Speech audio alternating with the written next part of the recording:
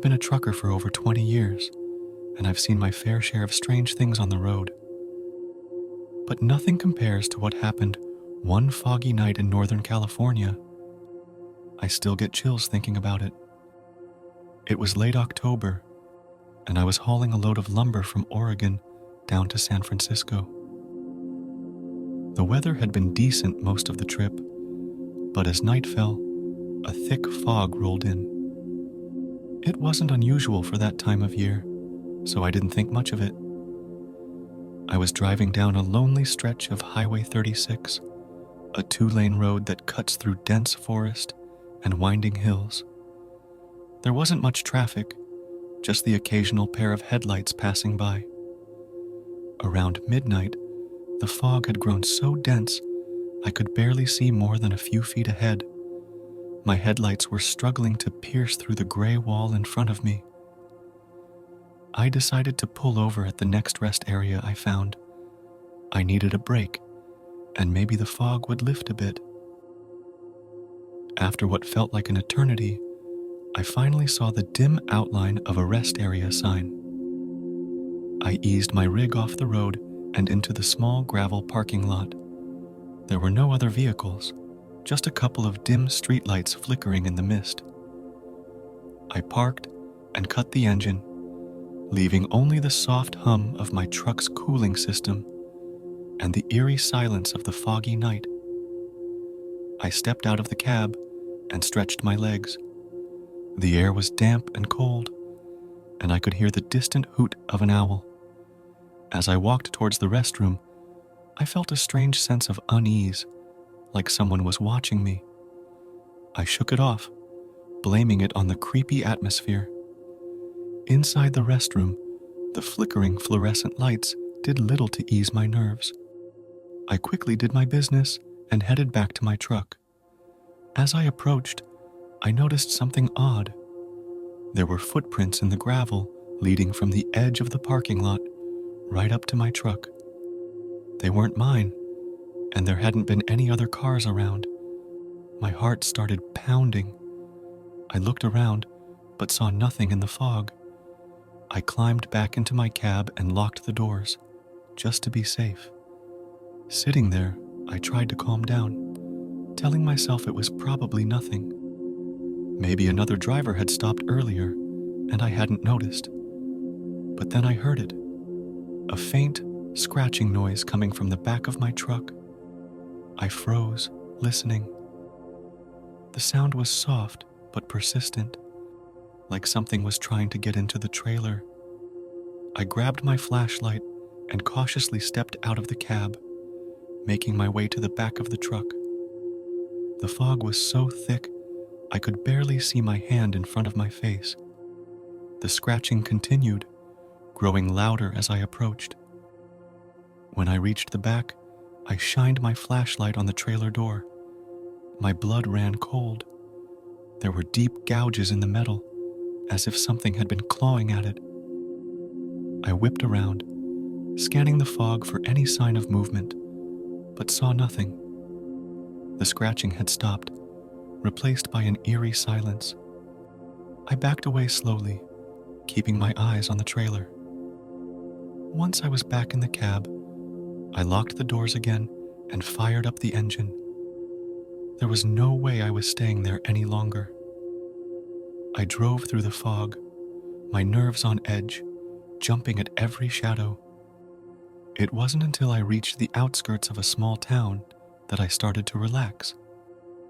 I pulled into a well-lit truck stop and parked among a row of other rigs. The lights and the presence of other people finally made me feel safe.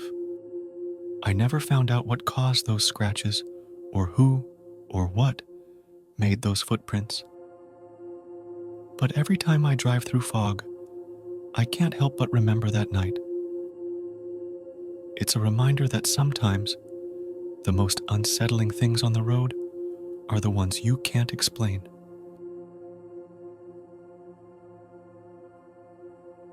I've been driving trucks for almost 2 decades now, and there's one night that still haunts me. It was about 5 years ago, on a desolate stretch of Route 50 in Nevada, often called the loneliest road in America. I was hauling a load of machinery to Salt Lake City and had decided to take this route to save some time. It was a decision I came to regret. It was late, well past midnight, and the road was empty. Not a single car or truck in sight. The moon was hidden behind thick clouds, casting the landscape in an eerie darkness. I was tired, but there was no place to pull over and rest, so I kept driving, hoping to reach the next town soon. As I rounded a bend, my headlights illuminated a figure standing in the middle of the road. I slammed on the brakes, tires screeching, and came to a halt just a few feet from the person.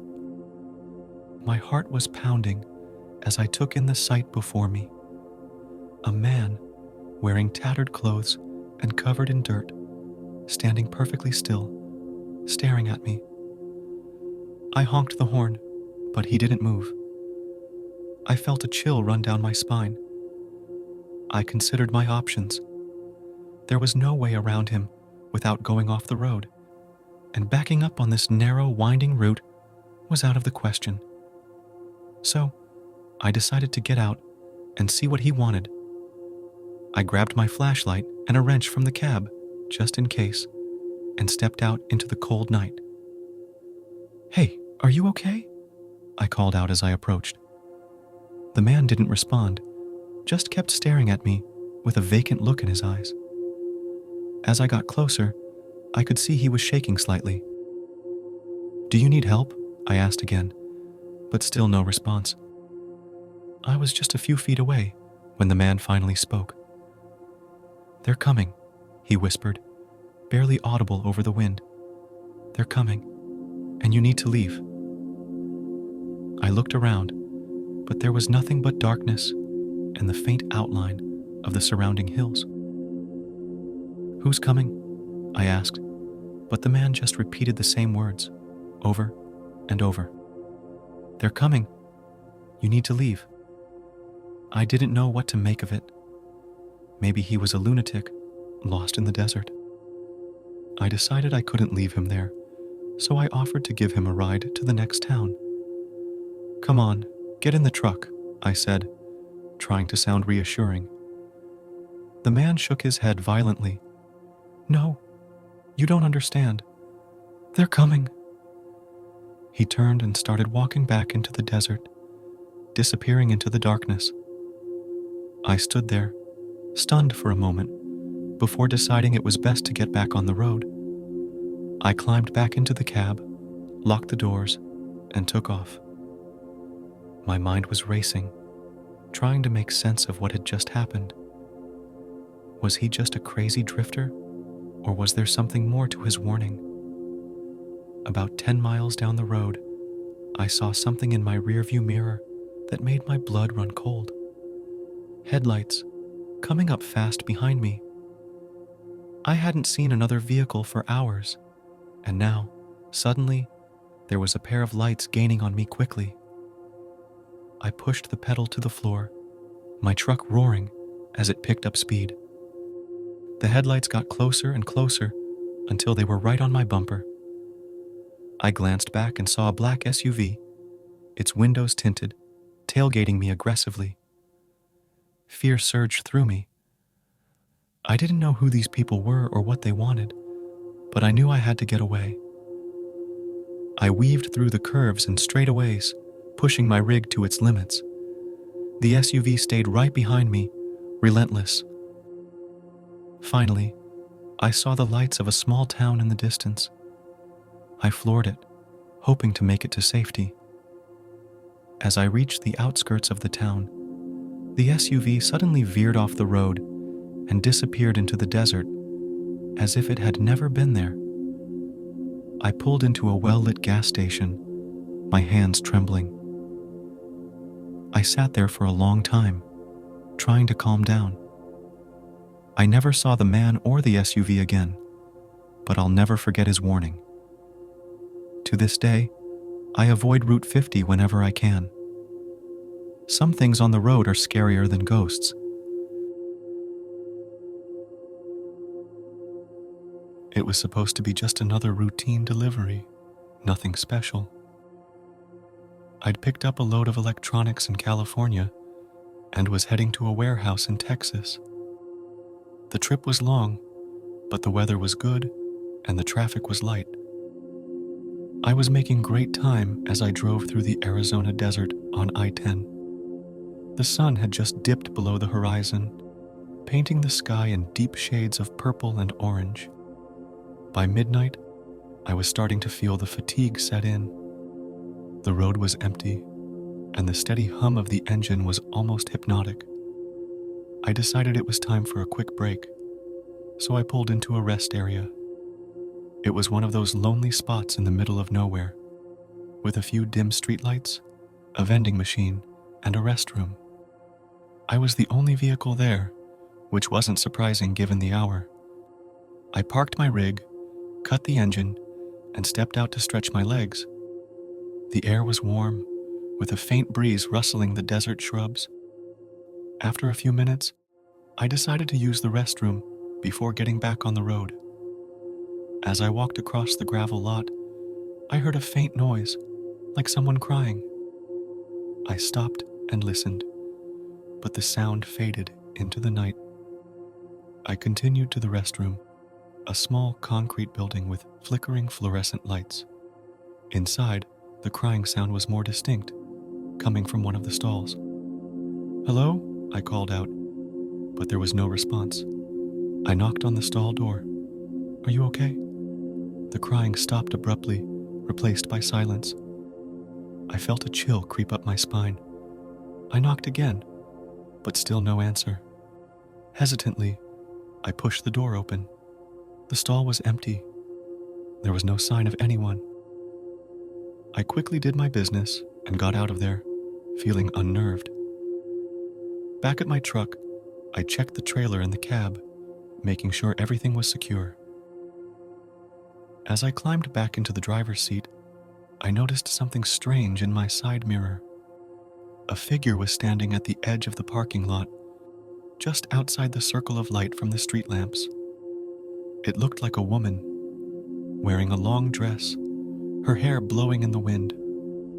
I turned to get a better look, but when I looked back, she was gone. My heart was racing as I started the engine and pulled out of the rest area. I couldn't shake the feeling that someone, or something, was watching me. I drove for about an hour, trying to put the strange encounter behind me, when I saw a hitchhiker on the side of the road. It was unusual to see anyone out there at that hour, but what caught my eye was the fact that it was the same woman I'd seen in the rest area. She was standing by the roadside, her thumb out, looking directly at me. There was no way I was stopping. I sped past her, glancing in my mirror to see if she was still there. To my horror, she was gone. The road was empty again. I didn't stop until I reached a truck stop in the next town. I parked among the other rigs and sat there for a long time, trying to make sense of what had happened. I even asked a few other drivers if they had seen anything strange on the road, but no one had. To this day, I don't know who that woman was or why she appeared to me that night. But every time I drive through that stretch of desert, I can't help but feel a shiver run down my spine. Some things on the road are just beyond explanation, and that night is a reminder that you never know what or who you might encounter out there.